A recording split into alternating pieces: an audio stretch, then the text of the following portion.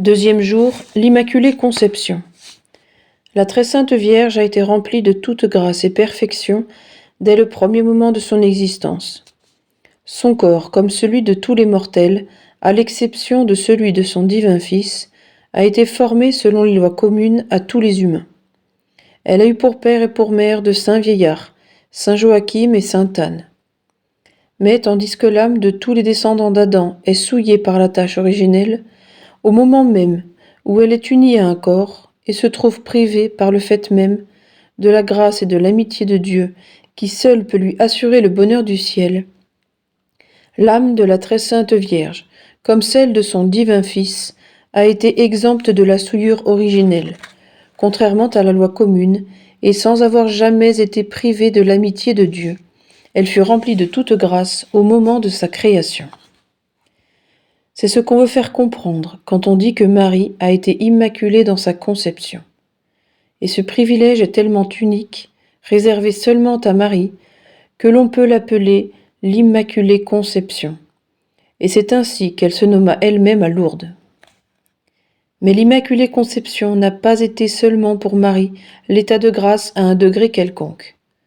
Cette grâce qui nous fait participer à la vie même de Dieu et à son amour, et qui mesurera notre degré de gloire et de bonheur dans le ciel, selon qu'elle sera plus ou moins élevée en nous.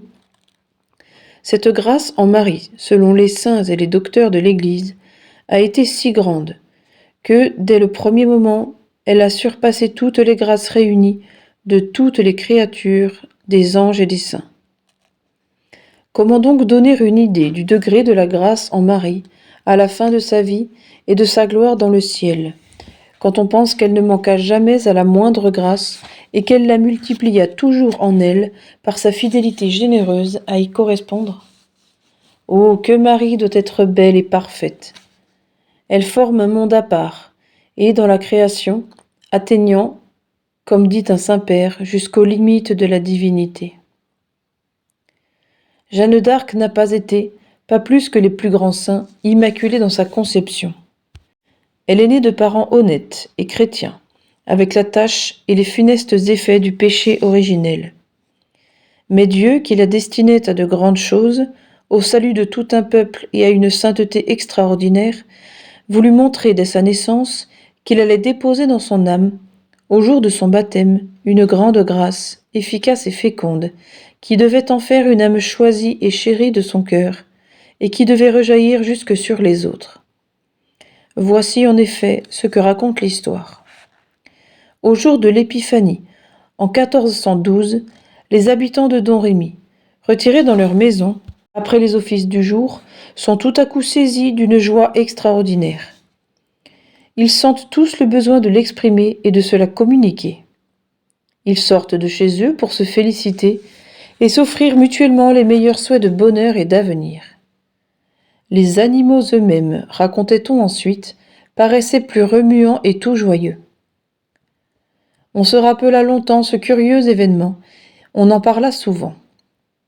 Or, ce jour-là, venait au monde, sans qu'on y prêtât plus d'attention que pour tout autre, une petite fille que les parents appelèrent Jeannette, et qui devait être Jeanne d'Arc, libératrice de la France. On comprit plus tard la cause de cette joie populaire et universelle. La divine Providence avait voulu que le peuple français tressaille d'allégresse en cette fête de l'Épiphanie, qui rappelle les manifestations de Dieu et qu'on appelle le jour des rois, à la naissance de celle qui devait manifester, par le sacre du roi et la délivrance du peuple de France, la puissance et l'amour de Dieu pour son peuple choisi. Exemple.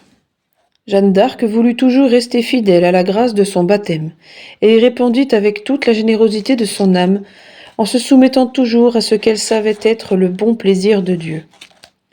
À son juge inique, qui, pour la surprendre dans ses paroles et pouvoir l'accuser de présomption, lui posa cette question insidieuse. « Êtes-vous en état de grâce ?» Elle fit cette magnifique réponse pleine d'esprit et de foi. « Si j'y suis, Dieu m'y garde. Si je n'y suis pas, Dieu veuille m'y mettre. » Et elle ajouta, « Vraiment, je serais la plus malheureuse des créatures si j'étais en état de péché mortel. » Et lorsqu'elle fut blessée au siège d'Orléans, quelques-uns lui proposant de calmer sa douleur par quelque charme ou maléfice. « À Dieu ne plaise, s'écria Jeanne. J'aimerais mieux mourir que de pécher ainsi, qu'on me guérisse, mais sans mal faire. » Prière. Ô très sainte Vierge Immaculée, pleine de grâce et de mérite, qui avait toujours estimé la moindre grâce et le plus petit acte de vertu, selon l'Esprit de Dieu, plus que tous les trésors et tous les bonheurs du monde, obtenez-nous de ne jamais avoir le malheur de perdre la grâce et l'amitié de Dieu par le péché mortel, ou de la recouvrer aussitôt par une bonne confession et une sincère contrition. Faites surtout qu'à votre exemple, nous profitions de toutes les grâces de Dieu pour accomplir plus fidèlement tous nos devoirs et multiplier avec plus de générosité nos actes de vertu, pour plaire à Dieu et mériter davantage pour le ciel. Bienheureuse Jeanne d'Arc, donnez-nous votre horreur pour tout ce qui est mal et votre volonté décidée pour tout ce que le bon Dieu désirera de nous. Résolution. Éviter avec soin les péchés que nous commettons le plus et faire souvent des actes de contrition et d'amour de Dieu.